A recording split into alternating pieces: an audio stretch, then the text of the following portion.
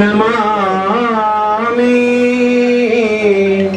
రామం నిశాచర వినా దైవము నీవన్నా అక్కడ ఎక్కడ ఎక్కడ చూసిన నీవే గంజన్నా అక్కడ ఎక్కడ ఎక్కడ చూసిన నీవే గంజన్నా ఓ కొండగట్టంజన్నా మా దైవము నీవన్నా రావా రావా రావేమయ్య కొండగట్టంజన్నా మా దైవము నీవన్నా కొండలో వెలిశావు గట్టు పైన ఉన్న కోవెలలో వెలిశావు గట్టు పైన ఉన్న కోవెలలో వెలిశావు పిలిచిన పలికే దైవము నీవు మా దైవము నీవన్నా రావా రావా రావేమయ్య కొండగట్టంజన్నా మా దైవము నీవన్నా రావా రావా రావేమయ్య కొండగట్టంజన్నా రండి. చక్కటి అమ్మవారి సంకీర్తన గట్టిగా చప్పట్లతో తమ్ముడు రమేష్ రెడ్డికి స్వాగతం. శ్రీరాములపల్లి వాస్తవులు చక్కటి కళాకారులు కృష్ణంపేట రమేష్ రెడ్డి గారు వచ్చి అమ్మవారి సంకీర్తన చెప్పులు ముందర పెట్టారు. రమేష్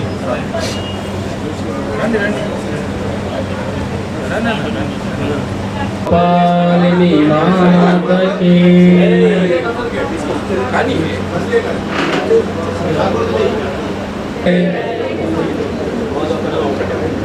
అమ్మా నీ పూజకు పూచిన కదంబకు సుమానే లలితమ్మ నీ పూజకు కదలిన భక్తి తరంగానే అమ్మా నీ పూజకు పూసిన కదంబ పుష్పాన్ని లలితమ్మ నీ సేవకు కదలిన భక్తి తరంగాన్ని లలితమ్మ నీ పాద ధూళిలో రేణువే నేనే అమ్మా నీ పూజకు పూచిన కదంబకు సుమానే అమ్మా నీ సేవకు కదలి అందమవుతానే అమ్మా నీ పూజకు పూచిన కదంబకు సుమానే అమ్మా నీ సేవకు కదలిన భక్తి భక్తి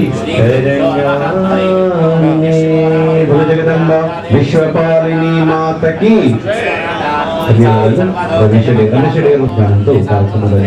కార్యక్రమం ప్రారంభమైంది. పెద్దగా శ్రవణాన్ని గమనించాల్సిందే. దాని యొక్క ప్రాధాన్యతను మరి సంవత్సర ఫలితాలు రాశి ఫలితాలు ఇత్యాది పంచాంగ వివరాలన్నింటినీ మనకి ఈ రోజు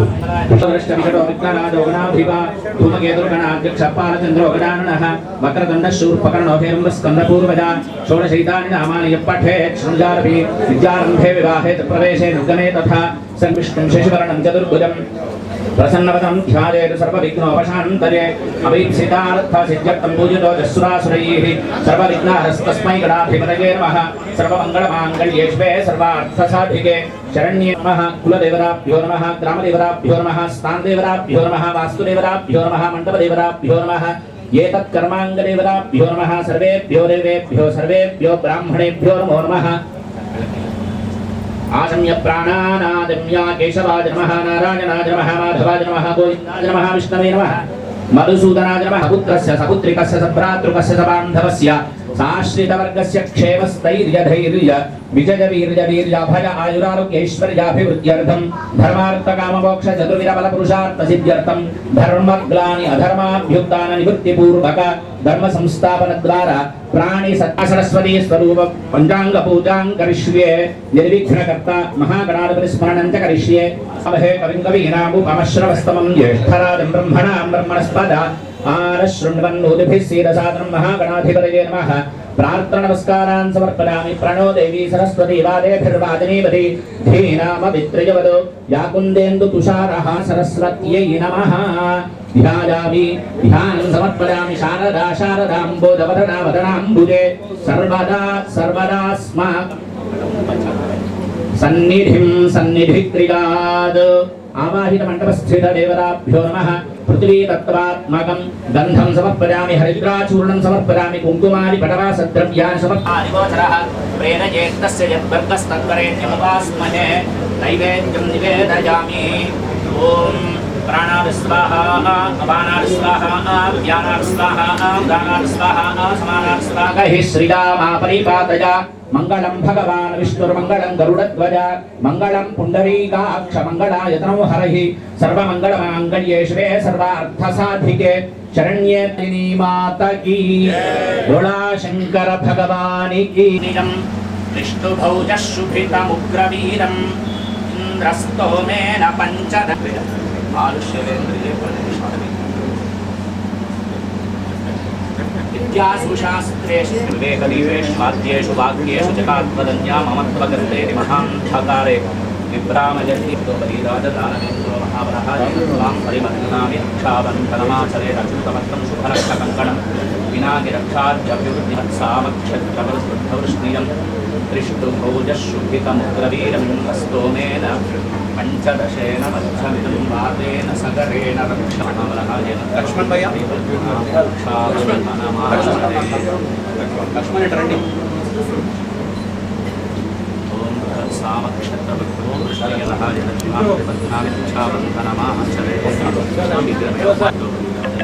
महावलहायेन त्वां परिबध्नामि रक्षाबन्धनमाचरे रक्षाबन्धनमुहूर्तस्मुहूर्तोऽस्तु महावलहायेन त्वां परिबध्नामि रक्षाबन्धनमाचरे महावलहायेन त्वां परिबध्नामि रक्षाबन्धनमाचरे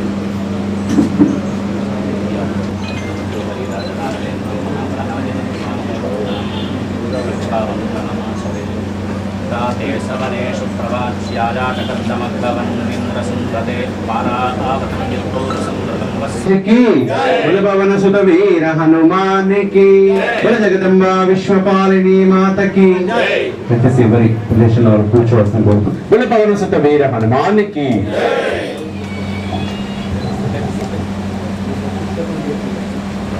गजाननं भूतगणाधिसेवितं कपित्तजम्बूफलसारभक्षणम् उमासुतं शोकविनाशकारकं नमामि विघ्नेश्वरपादपङ्कजं दुजे सर्वदा सर्वदास्माकं सन्निधिं सन्निधिक्रियातु वचांसि वाचस्पतिवत्सरेण साराणि लब्धुं ग्रहमण्डलीव मुक्ताक्षिसूत्रत्वमुपैति यस्याः सा सुप्रदास्तु सरस्वतीवः गुरुब्रह्मा वन्दे गुरुपरद्वन्द्वम् अवाङ्मानसगोचरम् रत्नशुक्लप्रभामिश्रम् अतर्क्यं त्रैपुरं महदि श्रेयांसि वो दिशतु यस्य सिताभ्रशुभ्राः విప్రాజాకాంక్షలు తెలియజేస్తూ అందరికీ క్రోధి అంటే ఒక అనుమానం ఏమేర్పడింది అంటే క్రోధం ఎక్కువ ఉంటుందేమో అని. వాస్తవానికి కూడా క్రోధి అంటే అర్థం కూడా అదేనట. కానీ ఆ క్రోధం భగవంతుడు అవతారం ఎత్తినప్పుడు ఎందుకోసం క్రోధంలో ఉంటాడో తెలుసు మనందరికీ. దాన్ని సూచించేదే సాక్షాత్తు లక్ష్మీ నృసింహ అవతారం. అంతేకాకుండా అదే క్రోధముతో రాక్షస సంహారానికి ఉపక్రమించింది జగన్మాత అయినటువంటి ఒక భద్రకాళీదేవి. మరి దేనికోసం ఇదంతా అంటే దుష్ట శిక్షణకై శిష్ట రక్షణకై. అటువంటి ఒక దుష్ట శిక్షణ తొలగి శిష్ట రక్షణ పరిపాలనా విధానం బాగుగా జరగాలని అటు శ్రీమన్నారాయణుణ్ణి శ్రీ అమ్మవారిని మనసారా ప్రార్థన చేస్తూ పంచాంగ శ్రవణం మీరందరూ ఉదయం నుంచి దాదాపుగా ఉదయం నుంచే నిన్నటి నుంచే మన చరవాణి అంటే మనకు ఉండేటువంటి యొక్క మొబైల్లో వింటూనే ఉన్నాం.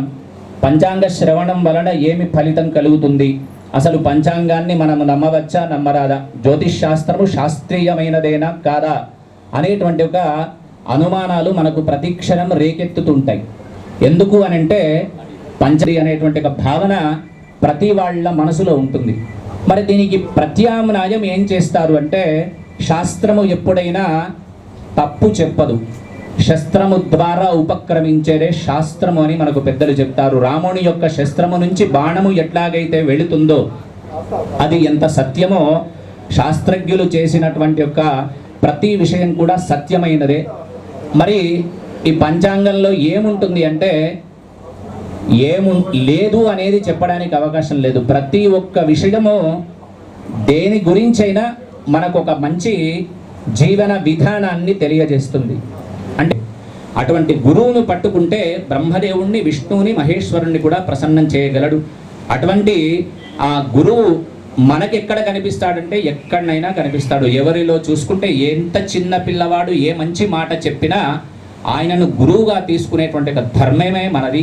అటువంటి ధర్మం పట్టుకున్నాడు కనుకనే ఆ ఉదంకుడికి మరి వివాహం కావాలంటే ఎవరివ్వాలి? పైలుడి యొక్క కుమార్తెనే ఇచ్చి మహావైభవంగా పెళ్లి చేసుకున్నాడు, ఒక్క గురువును పట్టుకున్నందువల్ల. ఇక్కడ మన కార్యకర్తలు కూడా మన జీవనన్న గారిని పట్టుకొని ఉన్నారు.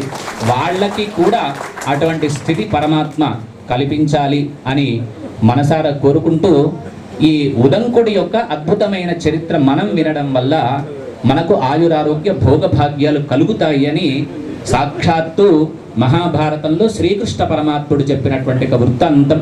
మరి ఈ ఉగాది రోజు అందరికీ తెలిసిందే, ఉగాది పచ్చడి తినేటప్పుడు శతాయుర్వజ్రదేహాయ సర్వసంపత్కరాయ చ అని ఆ తీర్థం ఉగాది పచ్చడి షడ్రుచులతో కూడుకున్న వేపలో ఉండే చేదు, చింతపండులో ఉండే పులుపు, బెల్లములో ఉండేటువంటి ఒక తీపి, ఇట్లాంటి 6 రుచులు కలిపితేనే మనిషి యొక్క జీవితం కలుగుతుంది. కనుక వేప తినడం వల్ల, వేప దేనికి ప్రతీక అంటే సాక్షాత్తు జగన్మాతకు ఎన్నో వృక్షాలు ఇష్టం.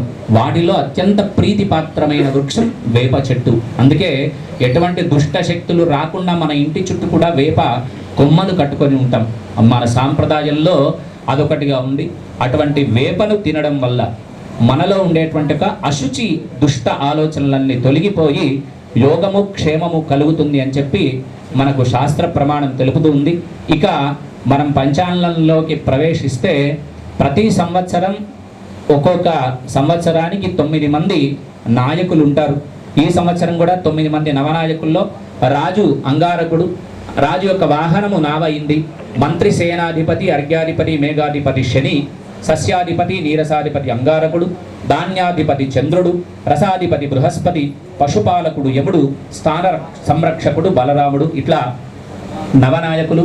ఉపనాయకులు కొంతమంది వస్త్రాధిపతి బృహస్పతి, పరీక్షక పురోహితుడు గజాధిపతుడు గ్రామనాయకుడు, దేవాధిపతి ధనధాన్యాధిపతి కుజుడైనాడు, గ్రామపాలకుడు శనేశ్వరుడైనాడు. శనికి అశ్వాధిపత్యంతో పాటు అనేక ఆధిపత్యాలు ఇచ్చినారు. గణకుడు బుధుడైతే వృక్షాధిపతి చంద్రుడు, సర్పాధిపతి బుధుడు, మృగాధిపతి శుక్రుడు, దైవజ్ఞుడు ఫలాధిపతుడు శుక్రుడైనాడు. మరి ఈ నాయకులు ఇంతమంది ఎందుకోసం అంటే మనందరికీ తెలిసిందే, మీరు అందరు నాయకులే కనుక ఒక రాజు పరిపాలించాలి అంటే సరైనటువంటి ఒక మంత్రి సేనాధిపతి ఉంటేనే ఆ రాజ్యం అద్భుతమైనటువంటి ఒక పరిపాలన కొనసాగుతుంది. కనుక ఈనాడు రాజు కుజుడు అయినందువల్ల ఎటువంటి ఫలితం కలుగుతుంది అంటే పాలకుల మధ్య చిన్ని విరోధాలు ఏర్పడతాయట. అగ్ని భయము, శస్త్ర భయము, చోర భయము. జాగ్రత్తగా ఉండాలి మనందరం. చోర భయం అంటే మన ఇళ్లకు తాళాలు వేసుకొని బహు జాగ్రత్తగా ఉంటే తప్ప మన ఆభరణాలు మనం దక్కించుకోలేము. చోర భయము, రోగ భయము కలుగుతాయి. భూమి సస్యరహితంగా ఉంటుంది. ఎందుకంటే సాక్షాత్తు కుజుడు ఎవరయ్యా అంటే శివుని యొక్క చెమట ద్వారా భూమి పైన పడితే శిశువుగా మారిన భూమి చేతిలో ఉండేటువంటి ఒక కొడుకు కనుక భూమి పుత్రుడు. ఆయనకు కుజుడు అని పేరు. కు అంటే భూమి పుత్రుడు అని. అటువంటి కుజుడు ఆయన యొక్క వాహనం నావ అయింది కనుక ప్రజల్లో కొద్దిగా అల్లకల్లోలాలు ఏర్పడి పశు నష్టము, క్షుత్బాధ, సముద్రంలో ఉపద్రవములు, నౌకలు సముద్రంలో మునిగిపోవడము, వ్యాపారంలో నష్టము కలిగేటువంటి అవకాశం ఎక్కువగా ఉంది అని ఈ సంవత్సరం యొక్క పంచాంగం యొక్క ఫలితము తెలుపుతుంది. అట్లాగే సేనాధిపతి శని అయినందువల్ల సైనిక శక్తిని కోల్పోయేటువంటి అవకాశం ఒకటి ఉంది. ప్రజల్లో కలహ గుణం ఒకటి ఏర్పడే అవకాశం ఉంది. పాలకులు ఎవరైతే ఉన్నారో వాళ్ళు కాస్త పరిపాలనా విధానం సుగమంగా సాగడం కోసం ధర్మాన్ని తప్పేటువంటి అవకాశం ఉందని మనకు పంచాంగం తెలియజేస్తుంది. ఈ సంవత్సరంలో మరి సంవత్సరం అంతయు కూడా అనుకూలమైనటువంటి వర్షాలు పడతాయి. వాటిల్లో కందులు, శనగలు, మిర్చి ఇత్యాది ఎరుపు ధాన్యాలు ఏవైతే ఉన్నాయో అవి అధికంగా పండేటువంటి అవకాశం ఉంది. మాగాణి పంటలు ఏవైతే ఉన్నాయో అవి మధ్యమ ఫలితంగా పంటలు పండుతాయి అని తెలుపుతుంది. చంద్రుడు ధాన్యాధిపతి కనుక ఔషధులన్నీ చక్కగా ఉండాలి అంటే చంద్రుని యొక్క పరిపూర్ణ అనుగ్రహం ఉంటే తప్ప మనకారకుడు కూడా చంద్రుడే కనుక అటువంటి చంద్రుడు ధాన్యాధిపతి అయినాడు కనుక గోవులు సంపూర్ణంగా ఆరోగ్యంగా ఉంటాయి. గోవులు సమృద్ధిగా ఉంటే పాలన సుసమృద్ధిగా ఉంటుంది, దేశం సుభిక్షంగా ఉంటుంది, ప్రజలు అంతా కూడా ఆరోగ్యంతో కలిగి ఉంటారు, జల సమృద్ధి కలుగుతుంది. ఎక్కడ గోవులు సంరక్షింపబడతాయో అక్కడ జల సమృద్ధి కలుగుతుంది అని మనకు పంచాంగం తెలుపుతూ ఉంది. మరి శని అర్ఘ్యాధిపతి అయినందువల్ల నల్లటి ధాన్యాలు, నల్లటి భూములలో కూడా ఈసారి చక్కగా పంటలు పండే అవకాశం ఉంది. శనికి మేఘాధిపతి రావడం వల్ల పంటలు మనము ఊహించినంత పెద్దగా రాకపోయినా ఒక మోస్తారుగా పంటలు పండుతాయి. వాటి వల్ల ధరలు తగ్గుతాయి. ఖండవృష్టి చేత నల్లటి ధాన్యాలు పెరుగుతాయి. సస్యానుకూలమైనటువంటి వర్షాలు కలిగి వృక్ష జాతులన్నీ ఫలవంతములై దేశం యొక్క క్షేమాన్ని కలిగి ఉంటాయి. ప్రజలంతా కూడా ఆరోగ్యంగా ఉంటారు. రాగి, చందనము, పగడాలు ఇత్యాది ఏవైతే సుగంధ లేపనాలు ఉన్నాయో వాటి వల్ల వాటిల్లో ఎర్రటి వస్తువులు ఏవైతే ఉంటాయో వాటిల్లో అవి సమృద్ధిగా పండుతాయి అని. అంతేకాకుండా పశుపాలకుడు యముడగుట చేత ధరలు కొద్దిగా అధికంగా ఉండేటువంటి అవకాశం. పశువులకు రోగభయం ఒకటి అవకాశం. స్థాన సంరక్షకుడు బలరాముడైన చేత ప్రాణకోటి క్షేమారోగ్యాలు మధ్యంగా ఉంటుందని, సువృష్టి పాలన, పాడి పంటలు కలుగుతాయి అని చెప్పి మనకు పంచాంగ శ్రవణము తెలుపుతూ ఎన్ని కుంచముల వర్షం పడుతుంది అంటే ఈ సంవత్సరం 2 కుంచముల వర్షము పడుతుంది.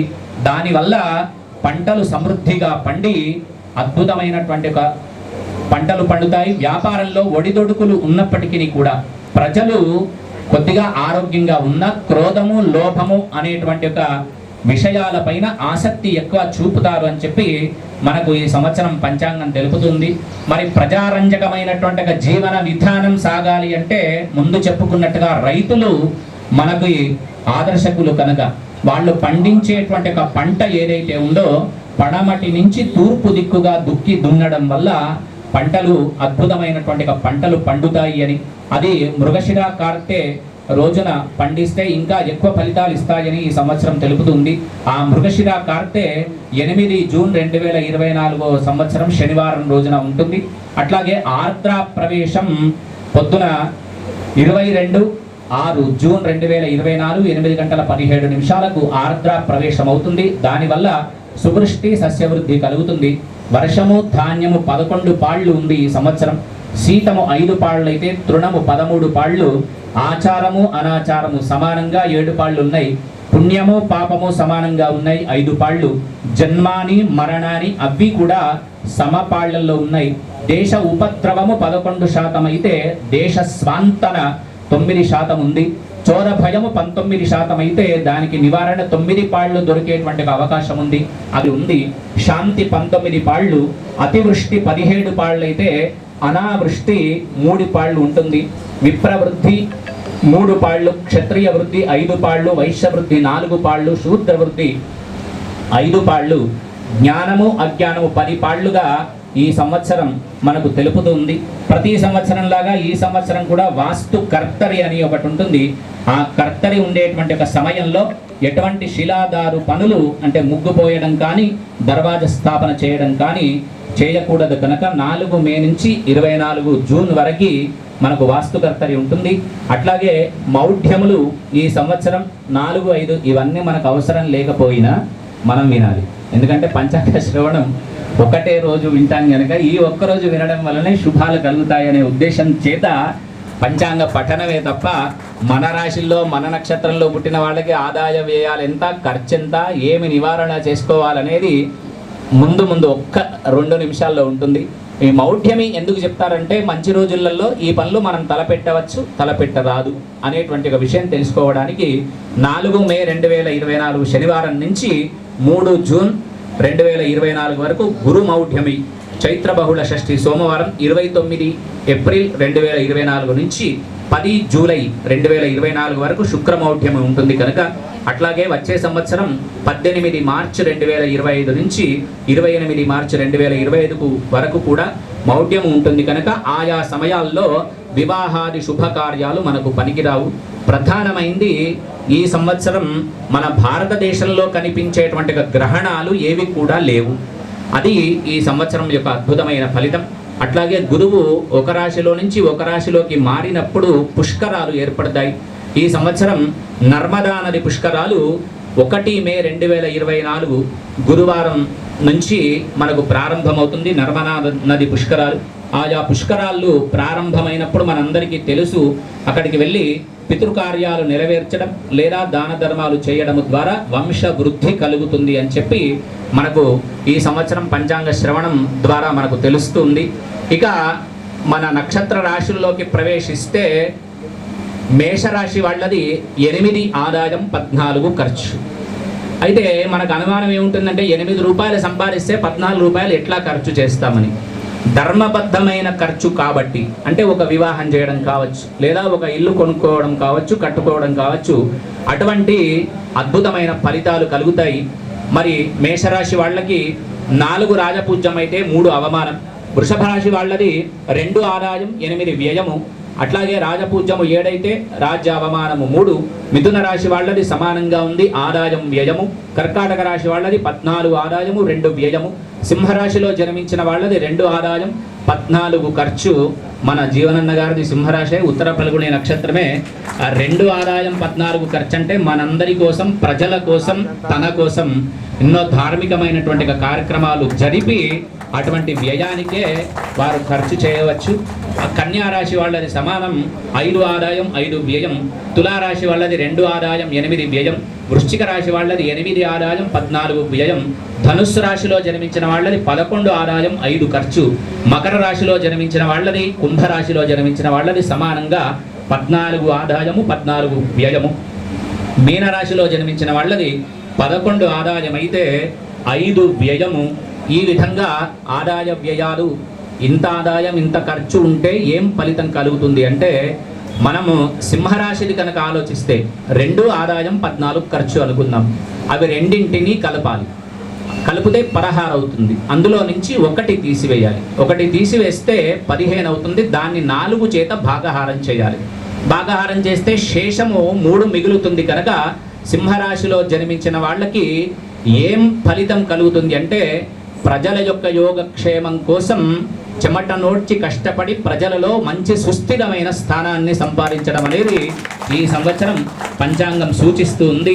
అట్లా ఆయా రాశుల ఆదాయ వ్యయాలను కలిపి 1 తీసివేసి 4 చేత భాగహారము చేస్తే ఒక్కొక్కటి శేషము వస్తే ఏమి ఫలితం కలుగుతుందో మనకి ఈ సంవత్సరం అంతా తెలుపుతుంది. అట్లాగే మరి మేషరాశిలో జన్మించిన వాళ్ళకి పరిహారం ఏముంటుంది అంటే, అమ్మవారి యొక్క ఆరాధనతో పాటు శివారాధన వల్ల సంవత్సరం అంతా అద్భుతమైన ఫలితం కలుగుతుంది. వృషభ రాశి వాళ్లకు సాక్షాత్తు శ్రీమన్నారాయణమూర్తి యొక్క ఆరాధన మరియు ఆంజనేయ స్వామి వారి యొక్క సుందరకాండ పారాయణ. అట్లాగే సింహరాశిలో జన్మించిన వాళ్ళకి నిరంతరం శివనామస్మరణతో పాటు నవగ్రహ ఆరాధన చేయడం వల్ల అద్భుతమైన ఫలితాలు కలుగుతాయి. కర్కాటక రాశిలో జన్మించిన వాళ్ళకి శివస్తోత్ర పఠనము. కన్యా రాశిలో జన్మించిన వాళ్ళకి అన్నదానముతో పాటు కులదైవమైనటువంటి దేవతార్చన చేయాలి. తులారాశిలో జన్మించిన వాళ్ళకి దత్తాత్రేయ స్వామి వారి యొక్క దుర్గా ఆరాధన, దత్తాత్రేయ స్వామి వారి ఆరాధన చేయాలి. వృశ్చిక రాశిలో జన్మించిన వాళ్ళకి సాక్షాత్తు లక్ష్మీ నృసింహస్వామి యొక్క పరిపూర్ణ అనుగ్రహం ఉండాలి కనుక వారి ఆరాధన చేయాలి. ధనుస్సు రాశిలో జన్మించిన వాళ్ళకి రామతారక మంత్రాన్ని నిరంతరము జపిస్తూ ఉండాలి. మకర రాశిలో జన్మించిన వాళ్ళకి అమ్మవారి యొక్క లక్ష్మీ అమ్మవారి యొక్క కనకధార స్తోత్రముతో పాటు నవగ్రహ ఆరాధన చేయాలి. కుంభరాశిలో జన్మించిన వాళ్ళకి ఆవు యొక్క గోసేవ మరియు గురుసేవ ఎక్కువ చేయాలి.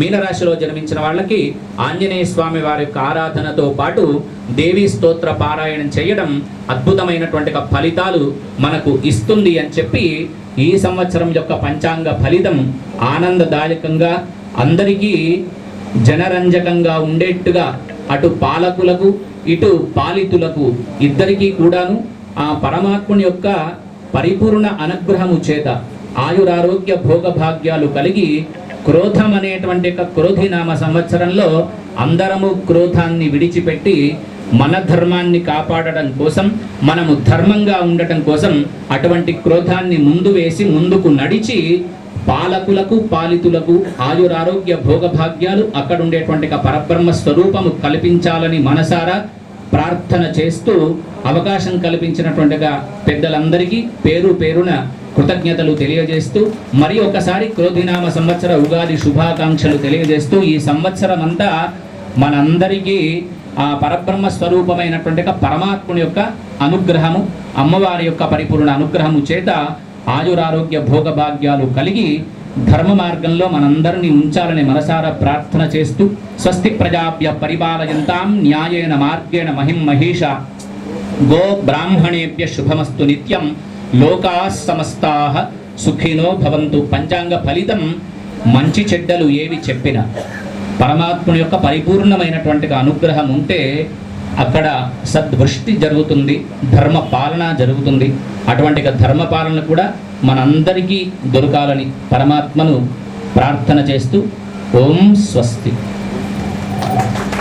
పట్టణాన్ని గావించి రాసుల వారీగా సంవత్సర ఫలాలను మనకు అందించిన పెద్దలు వేద పండితులు శ్రీమాన్ తిగులు విశ్వేశ్వరమ్మ గారికి హృదయపూర్వకంగా ఒకసారి అందరి కరతాళ ధ్వనులతో వారిని అభినందించాల్సిన కోరుతూ ఇప్పుడు మీరు కూర్చున్న దగ్గరికే మరి అయ్యగారు వచ్చి అందరికీ అక్షంతలు ఇస్తారు. తర్వాత ఒక్కరొక్కరుగా వచ్చి ఇక్కడ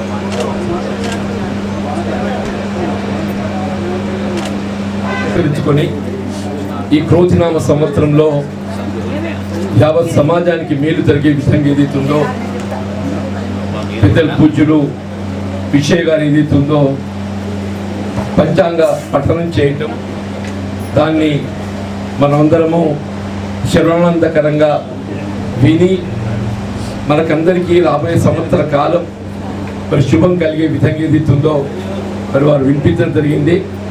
వాస్తవంగా ఈనాటి పంచాంగ శ్రవణ కార్యక్రమంలో పాల్గొన్నటువంటి మన జిల్లా కాంగ్రెస్ అధ్యక్షులు, అట్లాగే ధర్మపురి శాసనసభ్యులైనటువంటి మిత్రులు అడ్లూరి లక్ష్మణ్ గారితో పాటుగా జగిత్యాల పట్టణ పురపాలక అధ్యక్షులైనటువంటి సోదరి అడవాల జ్యోతి గారు, ఇతర మిత్రులు, సహచరులందరూ కూడా పాల్గొని ఈ కార్యక్రమానికి ఏర్పాటు చేసినందుకు అందరికీ హృదయపూర్వకంగా ధన్యవాదాలు చెప్తూ రాబోయే సంవత్సర కాలం అంటే ఈ క్రోధినామ సంవత్సరం యావత్ ఏదైతుందో యావత్ సమాజానికి మేలు జరగాలని చెప్పంటే మరి పుష్కలంగా వర్షాలు కురిసి మరి పంటలు పండి మొత్తం నేలంతా పచ్చదనంగా కనబడాలి.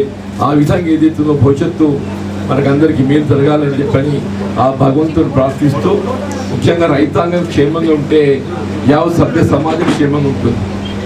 అట్లాగే రైతాంగంతో పాటు రైతు కూలీలే కానీ